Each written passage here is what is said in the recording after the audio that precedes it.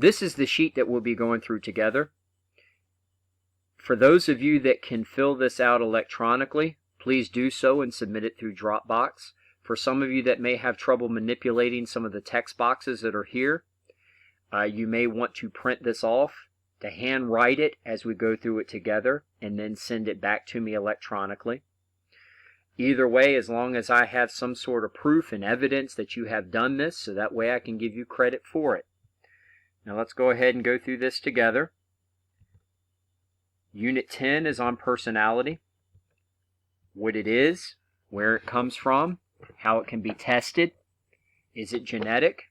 Is it the sum total of your life experiences? Is it a combination of the two? There are quite a few terms. There's quite a few concepts and names connected with personality assessment.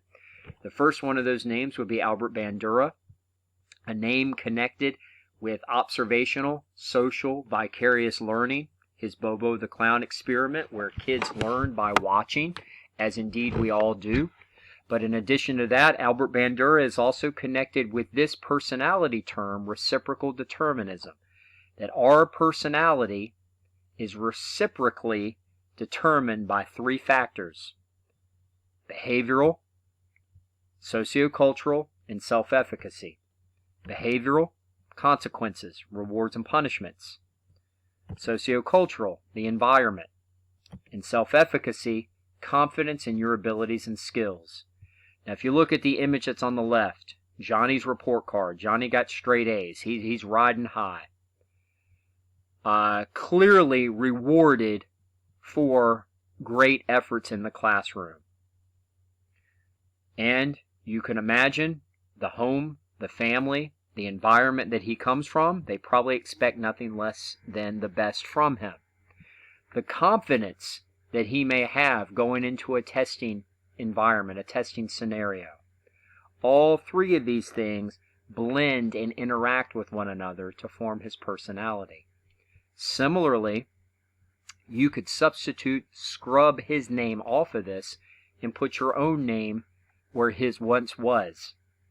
And report card may be the third 9 weeks report card period. How good or bad or in between your grades were probably a result of the home life, the environment that you come from, the rewards and punishments connected with it, the consequences connected with it, and your perception of your ability and skill set when you go into a classroom or a testing scenario. Again, all three of these things blend and mold together to form your personality. All right, moving on. The box down below, you have 4 individuals: Mother Teresa, Mahatma Gandhi, Martin Luther King Jr., and Eleanor Roosevelt. Abraham Maslow would have called these individuals self-actualizers. In fact, in forming his ideas and concepts and theories, he studied the lives of individuals he thought had made it to the top of his hierarchy of needs, his pyramid. Carl Rogers would have looked at those same individuals and not called them self-actualizers, but would have called them well-rounded, fully functioning individuals. The catch, making it to the top of that pyramid, living up to your fullest potential, you have to have satisfied all the things down below. So think for a moment aspects of your own personality, the hang-ups and quirks of your own personality. Where on that pyramid might you be hung up? Maybe you are a fully functioning person living up to your fullest potential. Or maybe you're one that cares more about what other people think about you. Maybe you have anxiety, safety issues. But either way, Carl Rogers and Abraham Maslow would be both considered humanistic psychologists. For the buzzwords connected with humanistic psychology also potentially make up one's personality. Free will and role models, self-actualization, self-image, and self-esteem. Moving on.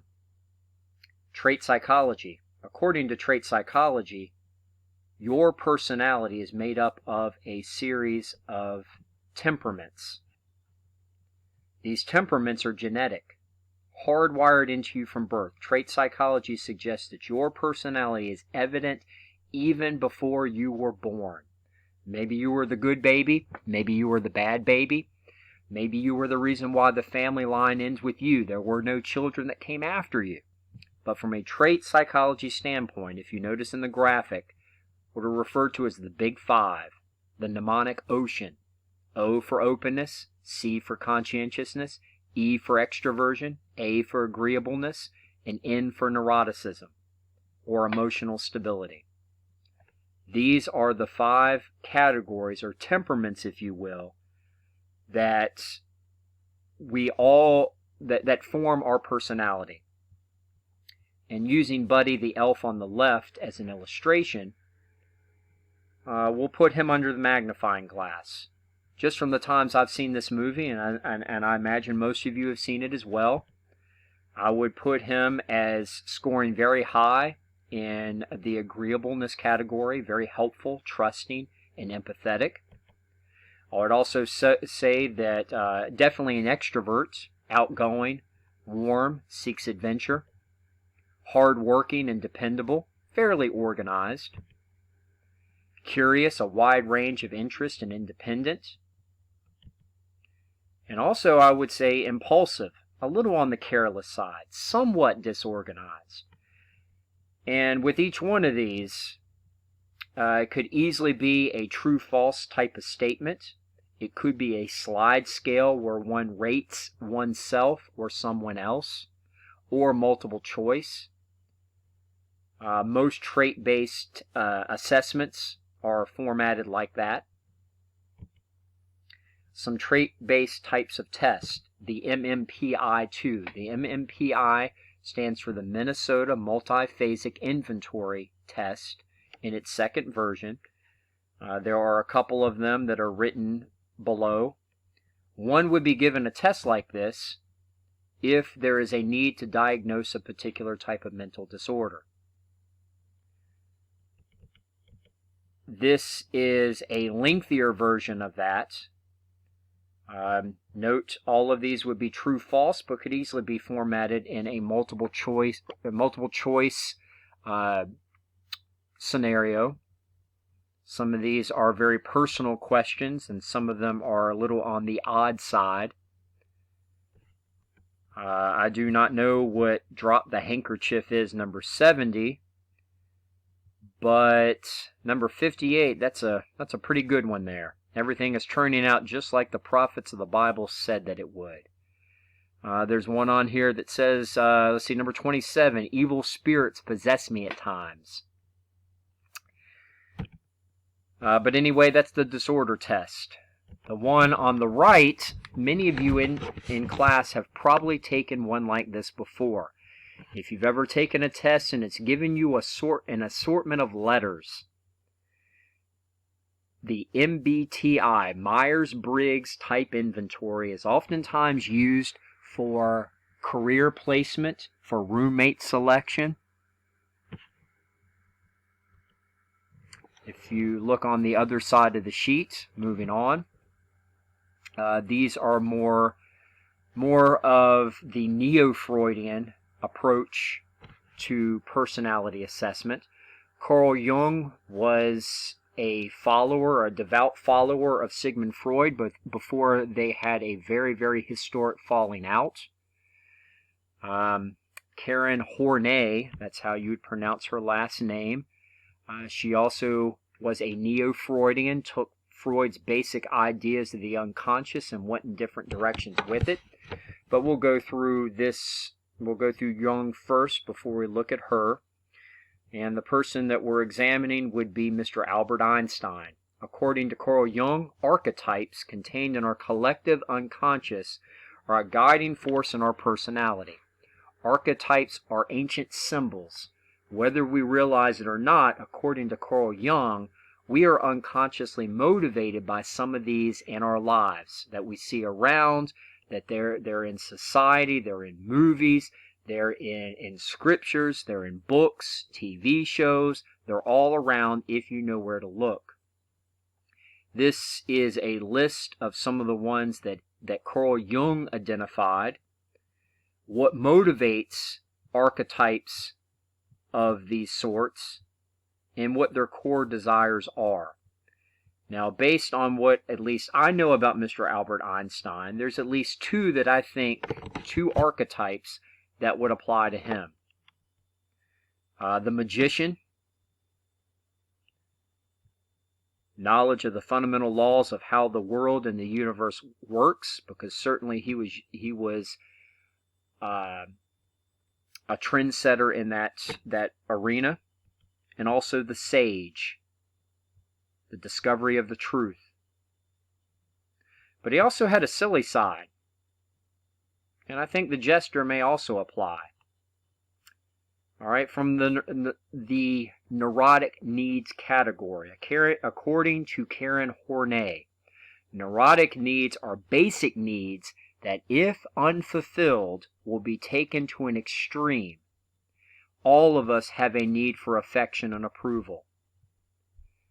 Many of us on quarantine, the need for a partner, the need to be around others.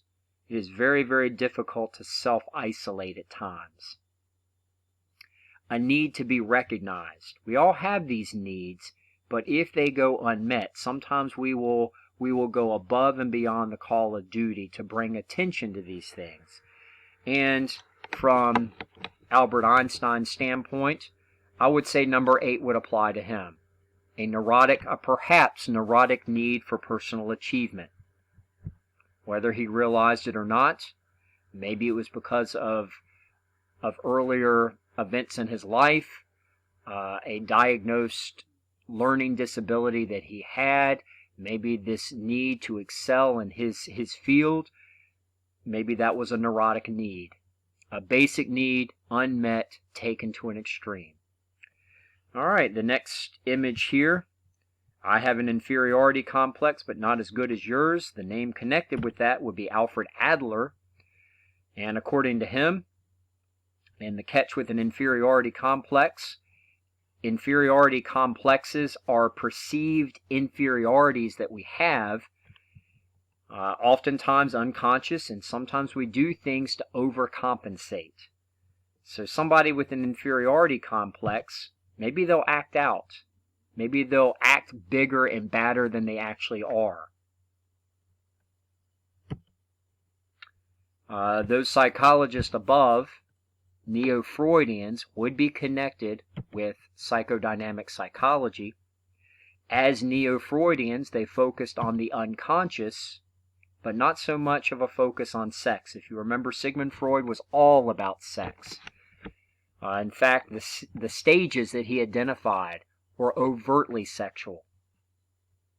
And then the different tests of assessing and probing the unconscious. With this one here on the left, you would be given this image and given about 10 to 15 minutes to write a story about her. And based on what you say, it can and will be used against you. For it is a TAT test. TAT stands for Thematic Apperception Test. And while it is a need for achievement test, it is also very projective. The image in the middle, an ink blot, that is a Rorschach ink blots test. Maybe you see figures there, maybe you don't.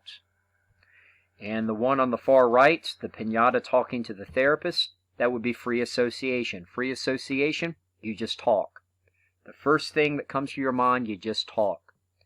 In all of these examples, whatever you say or write is the manifest content, and the interpretation of it would be latent. The Freudian defense mechanism used in all three of these would be projection.